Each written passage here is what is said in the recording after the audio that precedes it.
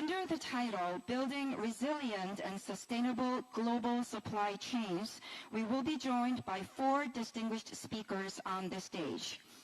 Please welcome our keynote speaker, Mr. Chang In-hwa, CEO of POSCO Holdings, and our panelists, Mr. Kerry Court, CEO of Hancock Prospecting, Mr. Masayuki Omoto, CEO of Marubeni Corporation, and our moderator, Dr. Paul Grimes, CEO of the Australian Trade and Investment Commission. Please join me in welcoming our first speakers onto the stage. And Dr. Grimes, the floor is all yours. Thank you, thank you. It's just a wonderful delight to be here in Gyeongju today on just such a beautiful day with so many friends gathered here for important discussions. We're going to have a wonderful panel session to commence our discussions this morning. And to kick things off, the chairman of POSCO, Dr. Chung, is going to offer some opening remarks. So, Dr. Chung, over to you for some opening remarks. Thank you very much. Please welcome Mr. Chang In-hwa up to the podium.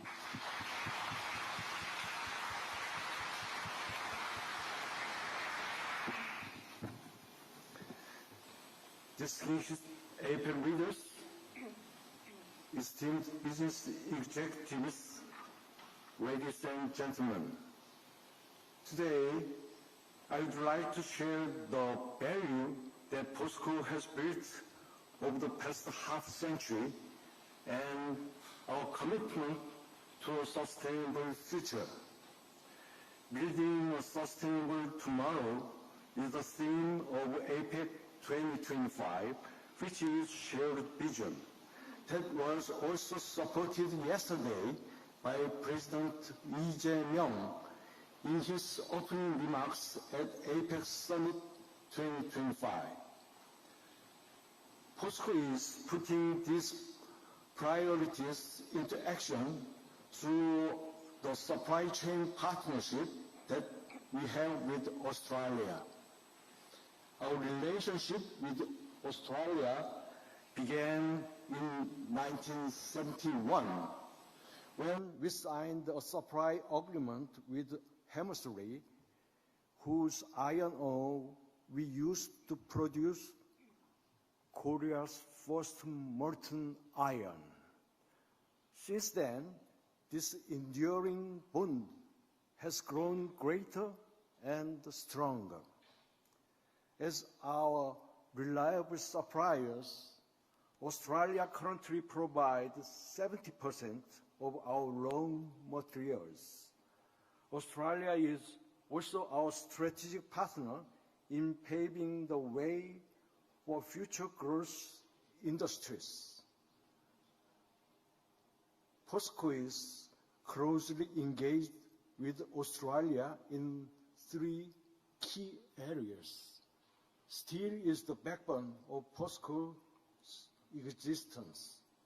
So first, we are working together to transform the steel business into a low-carbon industry. About a 30-minute drive from here in Gyeongju, we'll take you to Pohang Steelworks. At Pohang, we are innovating the future steelmaking process called hydrogen reduction steelmaking, or HYREX. Through HYREX, we aim to dramatically reduce CO2 emissions by using hydrogen instead of coal. With HYREX, we will offer carbon-reduced steel products, and we are considering green hydrogen from renewable energy-rich Australia. Second, we are building secure supply chain for secondary battery materials. This partnership includes lithium, which is a core battery material. But our partnership extends beyond lithium to include nickel, rare earth elements, and other critical resources essential for future industries. Since 2024, POSCO has been producing lithium hydroxide in Korea using spodumene sourced from Australian mines. This marks a quality shift in our cooperation, moving from fossil fuel-based project to sustainable raw materials. Third, we are fostering a clean energy ecosystem. In 2022, POSCO International and Hankook Energy jointly acquired Senex Energy, which is a natural gas development and production company. Also, POSCO Holdings and POSCO ENC are currently exploring partnership with Australia's hydrogen innovations. These joint projects demonstrate the expanding scope of our partnership into clean and sustainable energy for the future. There is more. Our partnership with Australia has evolved from bilateral relationship into a broader and more resilient network. Because we now bring together key partners from across the Asia Pacific, including Japan and China. In 2010, POSCO made a strategic investment into Roy Hill's iron ore project, alongside with Hankook Prospecting, Japan's Marubeni Group, and China Steel Corporation. A joint Port Hedland project is to produce carbon-reduced hot briquette iron built on this foundation to deepen our ties with Marubeni Group. This is a pivotal step to building a decarbonized steel value chain. This multilateral partnership demonstrates how leading Asia-Pacific economies are working together to promote shared prosperity and more resilient industrial ecosystem. Our partnership does not end here. Beyond business and investment, we are extending our collaboration to areas of social contribution, such as in safety and disaster response. POSCO Group is working to implement disaster preparedness in Korea. So we are benchmarking the advanced disaster response system and accumulate expertise of New South Wales, a region that has overcome massive wildfires, to help communities prepare against disaster and to make quick and safe evacuations. Our program includes simulation drills, shelter upgrades, and firefighting equipment. This reflects our belief that a business must do more than achieve economic performance. We must commit to strengthening social resilience to seek joint solutions for a more safe and sustainable future. Distinguished APEC leaders and business executives, under the theme of Bridge, Business, and Beyond, this year's CEO Summit emphasized that a sustainable tomorrow demands action, not words. Companies must build a bridge, driving changes through business and move beyond the present into the future. In this regard, POSCO is building a new bridge to establish sustainable and resilient global supply chain through an Australia-Korea relationship. This is a positive step for all of us and shared promise for a better future with APEC community. Let us join hands in shaping a sustainable tomorrow. Thank you.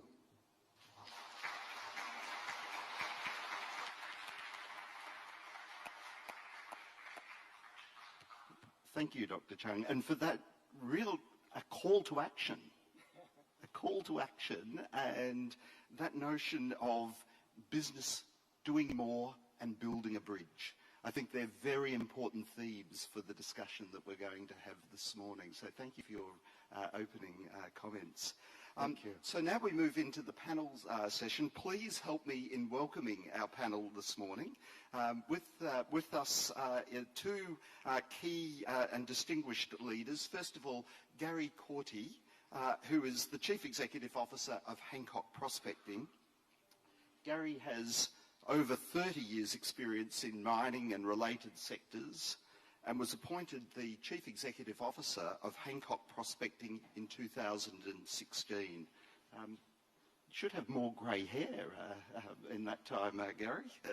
During a period of growth and diversification into energy, future mineral metals and agriculture. So it's a very, very big portfolio of responsibilities that you have. Our other distinguished panellist today is Masayuki Emoto, the President and Chief Executive Officer of Marubeni Corporation. Emoto-san has been in this role since April 2025, having recently served in many roles in Marubeni's next generation business development division. As we all know, supply chains are the lifeblood of modern economies and societies, but they need to be resilient and sustainable. Our interconnectedness means we are all potentially vulnerable to shocks that can disrupt the free flow of goods. Pandemics, extreme weather events, Chair, you spoke about the major wildfires in the state of New South Wales, trade disruptions, policy challenges, all of those things can test the resilience of our supply chains. And Australia is working very actively to build resilient supply chains. Managing supply chain risks is first and foremost the responsibility of private enterprise. However, some supply chain challenges are too large for one company to solve. Again, that important theme of business working together. And also the important theme of governments working together with business and assisting to address these significant challenges. To decrease the susceptibility to shocks, in 2021, the Australian government indeed established a designated Office of Supply Chain Resilience, recognising the importance of this challenge for all of us. This office focuses on critical supply chain vulnerabilities that could affect Australia's national interest. It reflects our collective recognition that we needed to shift from just-in-time to just-in-case way of thinking about supply chains. And for Australia, these critical inputs means areas like fuel, some pharmaceuticals, renewable energy technologies, semiconductors, agricultural chemicals, water treatment chemicals, and telecommunications equipment. Just last week, our Prime Minister, Albanese, in Washington, D.C., announced a framework for the US and Australia to work together to create diverse, resilient, and sustainable critical minerals supply chains that reduce market concentration. I want to particularly acknowledge the role of POSCO and the corporate partners alongside me here today in doing that practical work to strengthen the resilience of our global supply chains. All three companies here today are contributing directly to Australia's economic prosperity, including through their cooperation and joint development of the Roy Hill mine in Western Australia, where so much important work has been done. They have been extending their cooperation into fields such as green steel and lithium processing, working on resilient and sustainable supply chains that will underpin our prosperity into the future. So it's a wonderful panel to talk about this topic this morning, and I'm really looking forward to the discussion. So to kick us off, we might commence with Omoto-san for some initial comments. Omoto-san, over to you. Hello, Chairman Chan, CEO Corte, Dr. Grims, and all distinguished participants of APEC CEO Summit. My name is Omoto, President and CEO of Marvin Corporation in Japan. It's a really great honor to be able to have given this opportunity, and I extend my sincere gratitude to each and every one of you. I guess the question has been posed, how we may be able to contribute resilient supply chains. I think first and foremost, we would like to share the success story of Roy Hill, this joint project that we all three participate in Western Australia of iron ore mine project. And we should all learn from success formula or success element out of this joint project. For one, I guess this part of the world, Korea and Japan, really needs to have natural resources to underpin the industrial growth going forward. Via AI, via data center, via renewable power, you need to have the solid, critical natural resources, and also you need to actually have good energy sources. Australia is a good provider of natural resources from this point of view. So I guess Roy Hill did indeed had good combination of combining demand of natural resources here in this part of the world, Korea and Japan, and collaborate with Hancock to develop this natural resources project in iron ore. Other important element in this world is that speed and boldness is important. In order for us to have a boldness, you need to have aggregated volume. Hence, collaboration of Korea and Japan was important. And also, speed was important. This trilateral partnership always have candidate direct conversation amongst ourselves to ensure transparency, fast decision making, and hence achieved fast speed to be able to execute. Finally, I also wanted to mention public and private sort of partnership to be able to move boldly. The Roy Hill project was a success because we had good collaboration, not only private element, but also public funding from Export Credit Agency of Japan and also the Korea. Collaborated together allowed us big mass-scale project to succeed. So all in all, I guess good fit of collaboration, demand on us, demand on the supply on Australia, good candidate and honest conversation amongst partners to ensure the speed, and the public and private sort of partnership to ensure the boldness is perhaps an important element for us to ensure the resilient supply chain going forward. And this formula can be applicable to any other critical mineral, energy, for us to be able to sustain our industry development going forward. I stop here, and thank you for asking questions. Thank you, Omoto-san. And there's some wonderful themes there, the importance of boldness and speed of action, and that notion of creating the space for really candid conversations as we address these large challenges together. So I might hand over now to Gary to offer some initial comments. Over to you, Gary. Thank you. It's a great honour to be here, Dr. Chang. Thank you for inviting us. I might just refer a little bit to the history.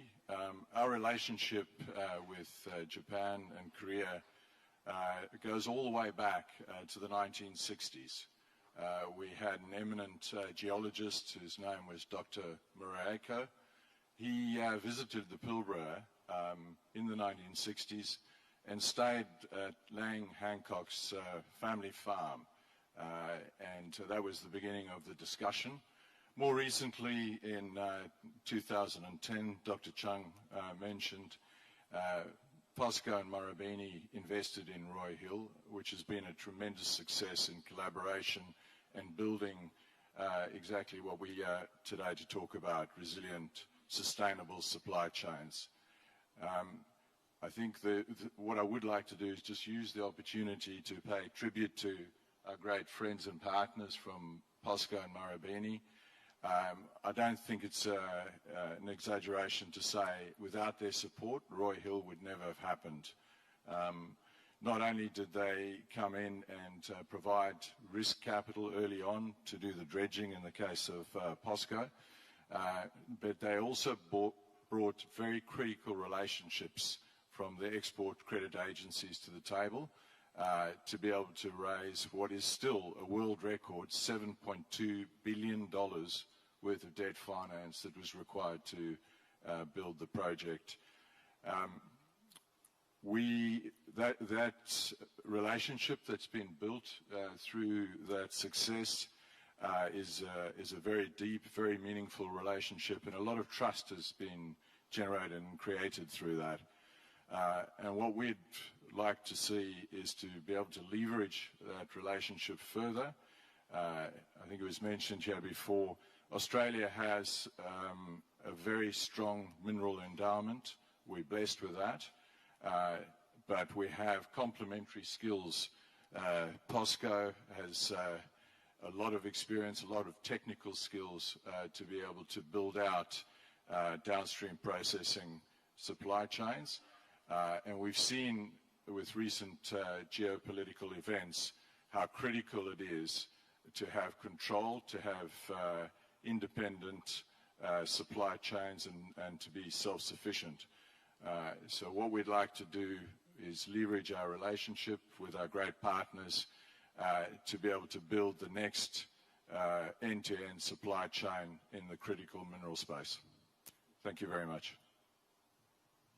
And thank you, Gary, and particularly for drawing out the lessons that you've learned from the development of Roy Hill and showing it as a really showcase of collaboration between countries and between companies, bringing together complementary skills and that importance of trust and building and sustaining trust. So now over to the questions for our panellists. And might start with Omoto-san and a question to you. So the question is, what are the roles and tasks of government and the private sector for a new leap in Korea, Japan, Australia economic cooperation? That's a big question, and I guess first my sort of speech, a little bit of touch around this. I guess we should be actually mindful which way world is changing. And where is the emerging gap in the supply and the demand balance? These days, people talk about, of course, AI and the data centers. And background against this backdrop, demand of certainly energy and the demand of certainly critical mineral is going to increase for foreseeable future. This is actually a fact, an agenda that we need to tackle in order for us to be able to sustain industry going forward. At the same time, as everybody talks about, we also have to be doing in a very ecologically friendly way, sustainable way, with the use of digital technology and with the use of Kaizen, daily sort of improvement sort of mindset. So I guess we must first and foremost recognize that each one of us can bring something to the table. We are complementary against each other, and then have open and honest and mutual respect to form the good partnership. And as I mentioned, with the support from public, whenever we see the opportunity, we should move bold and we should move with the speed. I guess that's something I would like to emphasize in this panel. Thank you. No, thank you, Amato-san. And one of the things that you spoke about was just the importance of continuous improvement. And Gary, I know that for you it's been a very important priority in Hancock in employing technologies like AI, including at your WIMS plant. And given the scale of technological innovation coming out of Korea, Japan and Australia, do you see opportunity for more trilateral collaboration on the technological elements of building sustainable and reliable supply chains? Thank you. Absolutely. Japan and Korea have some of the world's leading technologies and technology companies. We have many Japanese and Korean leaders as part of our operations supplying technology systems. They're embedded in virtually everything that we do. We are utilizing technologies in AI. We are using technologies in automation, in our infrastructure solutions. And many of those will be household names that everybody's familiar with. We built a 344-kilometre railway line to link Roy Hill to the port. Hitachi supplies the rail communications and signalling systems. The truck systems are supplied by Hitachi, Wenco, NDT, Kyocera, Minolta, Canon, Samsung, all critical suppliers to us. We're actually attending later this month the NTT Japan Innovation Forum, and that's to make sure that we can benefit from the very latest developments and embed that into our operations, because the pace of change is increasing more and more, and the only way that we're going to be able to stay ahead is by leveraging that technology and those relationships to be able to optimize our systems and give us a competitive edge. No, thank you for those comments, Mr. Corti. And to finish, and I should also thank Amato-san for your comments as well, for both of our panelists. But to finish us off, Dr. Chung, I have one final question for you. As POSCO Holdings expands from bilateral cooperation to multilateral cooperation and into future-oriented social cooperation, something you spoke about at the beginning, how can the Australian government play a role in assisting in the delivery of these goals? Yeah, POSCO has been investing Australia since you talked 1960, but I'd like to talk to 1980s. and Australia has a very transparent and consistent country, and that consistent and transparent atmosphere is a key point with greater collaborations. I know our future project is more complicated than ever before, and it's very difficult to solve because of the western side of Australia. It's very wide, and also we need some infrastructure from the government, and other things must be done before we do some investment and have a real project. But the most important thing for that is the government's transparent and consistent policies, and that will help us very much, I think. I should. No, thank you, Dr. Chung. And that importance of transparency and consistency to assist businesses is, I think, an important theme. Well, everyone, I think that brings us to the end of our panel discussion today. It's been a wonderful discussion showing that true collaboration between Korea, Japan and Australia. Can you please join me in thanking our panel members for their comments today? Thank you. Please join us in extending a warm round of applause to all the amazing speakers, moderator, and the panelists. Thank you so much. It was great to see your relationship prospering among each other.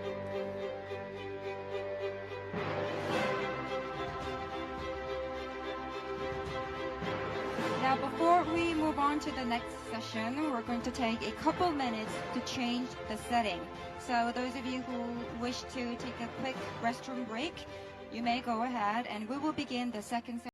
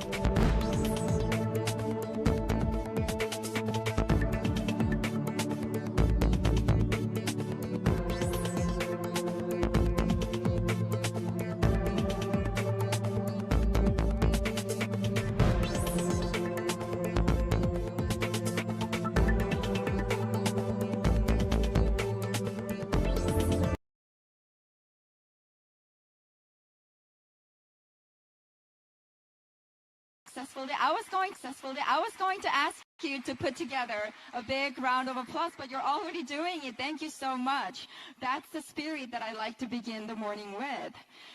Today is a brand new day, so welcome to the day 2 of the APEC CEO Summit, Korea 2025, hosted by the Korea Chamber of Commerce and Industry.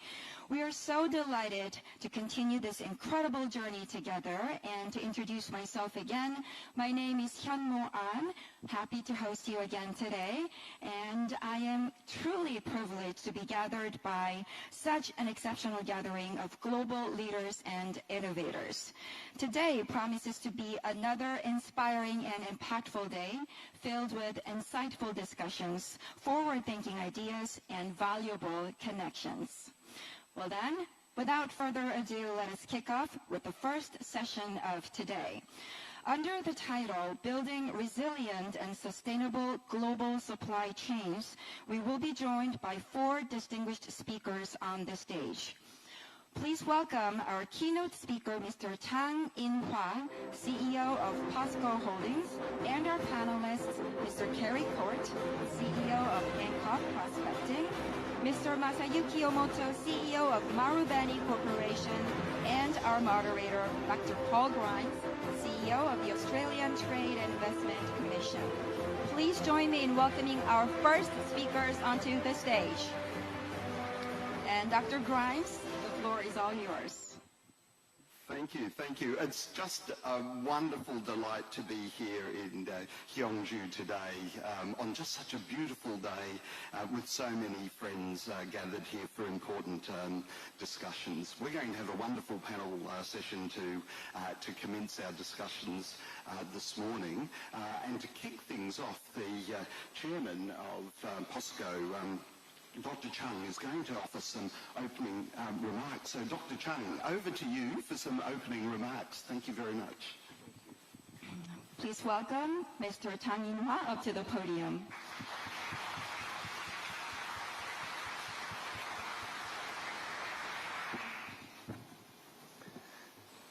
Distinguished APEC leaders, esteemed business executives, ladies and gentlemen. Today, I would like to share the value that POSCO has built over the past half century and our commitment to a sustainable future. Building a sustainable tomorrow is the theme of APEC 2025, which is shared vision. That was also supported yesterday by President Lee Jae-myung in his opening remarks at APEC Summit 2025. POSCO is putting these priorities into action through the supply chain partnership that we have with Australia. Our relationship with Australia began in 1971 when we signed a supply agreement with Shery, whose iron ore we used to produce Korea's first molten iron. Since then, this enduring bond has grown greater and stronger. As our reliable suppliers, Australia currently provides 70% of our raw materials. Australia is also our strategic partner in paving the way for future growth industries. POSCO is closely engaged with Australia in 3 key areas. Steel is the backbone of POSCO's existence. So first, we are working together to transform the steel business into a low-carbon industry. About a 30-minute drive from here in Gyeongju, we'll take you to Pohang Steelworks. At Pohang, we are innovating the future steelmaking process called hydrogen reduction steelmaking, or HYREX. Through HYREX, we aim to dramatically reduce CO2 emissions by using hydrogen instead of coal. With HYREX, we will offer carbon-reduced steel products, and we are considering green hydrogen from renewable energy-rich Australia. Second, we are building secure supply chain for secondary battery materials. This partnership includes lithium, which is a core battery material. But our partnership extends beyond lithium to include nickel, rare elements, and other critical resources essential for future industries. Since 2024, POSCO has been producing lithium hydroxide in Korea using spodumene sourced from Australian mines. This marks a quality shift in our cooperation, moving from fossil fuel-based projects to sustainable raw materials. Third, we are fostering a clean energy ecosystem. In 2022, POSCO International and Hancock Energy jointly acquired Senex Energy, which is a natural gas development and production company. Also, POSCO Holdings and POSCO ENC are currently exploring partnership with Australia's hydrogen innovations. These joint projects demonstrate the expanding scope of our partnership into clean